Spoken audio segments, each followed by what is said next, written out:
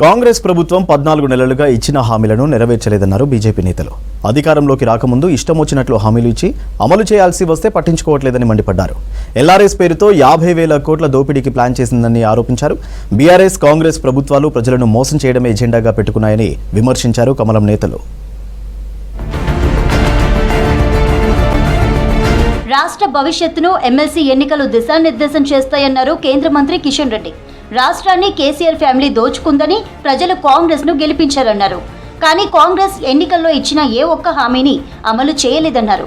మెదక్ జిల్లాలో ఎమ్మెల్సీ ఎన్నికల ప్రచారంలో మెదక్ ఎంపీ రఘునందన్ రావుతో కలిసి పాల్గొన్నారు. రాష్ట్రంలోని నిరుద్యోగులకు బీజేపీ అండగా ఉంటుందన్నారు రఘునందన్. భారతీయ జనతా పార్టీ నుంచి గెలిచినటువంటి నాయకులు ఎట్లుంటున్నారు, ఇతర పార్టీల నుంచి గెలిచినటువంటి అభ్యర్థులు ఎట్లుంటున్నారో ఒకసారి దయచేసి అర్థం చేసుకోవాల్సిందిగా మేధావి వర్గమైనటువంటి టీచర్లు, గ్రాడ్యుయేట్లు, అడ్వకేట్లు, డాక్టర్లు అందరూ కూడా మేము సవినయంగా అప్పీల్ చేస్తా ఉన్నాం. గ్రాడ్యుయేట్స్ ఎమ్మెల్సీ మరియు టీచర్స్ ఎమ్మెల్సీ ఎన్నికల లోపల పోటీ చేస్తా ఉన్నారు. వీరితో పోటీ పడుతున్నటువంటి ఇతర పార్టీలకు సంబంధించిన అభ్యర్థుల్ని ఒక్కసారి మనం గమనంలోకి తీసుకుంటే అధికారంలో ఉన్నటువంటి కాంగ్రెస్ పార్టీకి టీచర్స్ ఎమ్మెల్సీలు పెట్టుకోవడానికి కనీసం అభ్యర్థులు లేరు. ఎల్ఆర్ఎస్ పేరుతో 50,000 కోట్ల దోపిడీకి కాంగ్రెస్ సర్కార్ స్కెచ్ వేసిందని ఆరోపించారు కేంద్ర మంత్రి బండి సంజయ్. ఉచితంగా ఎల్ఆర్ఎస్ అమలు చేస్తామని కాంగ్రెస్ నేతలు చెప్పారని గుర్తు చేశారు. భవిష్యత్తులో రేవంత్ సర్కార్ బర్త్ డెత్ రెగ్యులరైజేషన్ స్కీమ్లను కూడా ప్రవేశపెడుతుందేమోనని సెటైర్ వేశారు.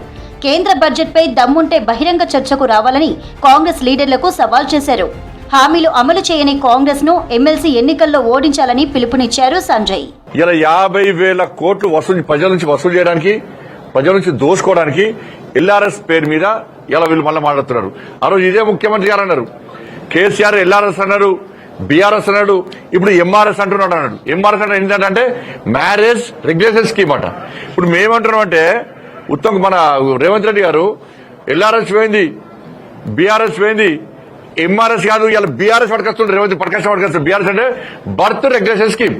కాంగ్రెస్ ప్రభుత్వం అక్రమార్కులకు కొమ్ము కాస్తుందని విమర్శించారు ఎమ్మెల్యే పాల్వాయి హరీష్. కాంగ్రెస్ ప్రభుత్వం ఇచ్చిన జీవో అక్రమ లేఅవుట్ చేసిన వాళ్లకు రెగ్యులరైజ్ చేసేలా ఉందని ఆరోపించారు. నిషేధిత జాబితాలో ఉన్న భూములకు ఎల్ఆర్ఎస్ ఇవ్వొద్దని ఉందన్నారు.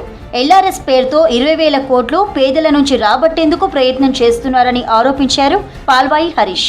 గతంలో ఇచ్చిన గైడ్ లైన్స్ ప్రకారం, కేసీఆర్ ప్రభుత్వం ఇచ్చిన గైడ్ లైన్స్ ప్రకారం రిజిస్ట్రేషన్ చేసిన ప్లాట్లకు మాత్రమే ఎల్ఆర్ఎస్ వర్తిస్తుంది. ఇప్పుడు కొత్తగా వచ్చిన జీవో ప్రకారం కేవలం ఆ లేఅవుట్లో 10% రిజిస్ట్రేషన్ చేసినా సరిపోతుంది. అంటే 90% ఓనర్ దగ్గర ఉన్నా కూడా అక్రమ లేఅవుట్ని ఓనర్ దగ్గరనే పెట్టుకొని వితౌట్ రిజిస్ట్రేషన్ ఎల్ఆర్ఎస్ చేయించుకోవచ్చు. అక్రమ లేఅవుట్లు చేసిన ఎవరైతే అక్రమార్కులు ఉంటారో వాళ్ళకు కూడా కొమ్ము కాసే విధంగా వాళ్ళ దగ్గర నుంచి 90% ప్లాట్లు నా దగ్గర పెట్టుకొని 10% అమ్మితే ఇవాళ ఆ 90%ను కూడా రెగ్యులరైజ్ చేయడానికి డబ్బులు అడుగుతుంది ప్రభుత్వం. ఇదెంత అన్యాయం ఒకసారి ఆలోచన చేయండి. ఇక రేపు నిర్మల్ జిల్లా ఎమ్మెల్సీ ఎన్నికల ప్రచారంలో పాల్గొననున్నారు కేంద్ర మంత్రి కిషన్ రెడ్డి.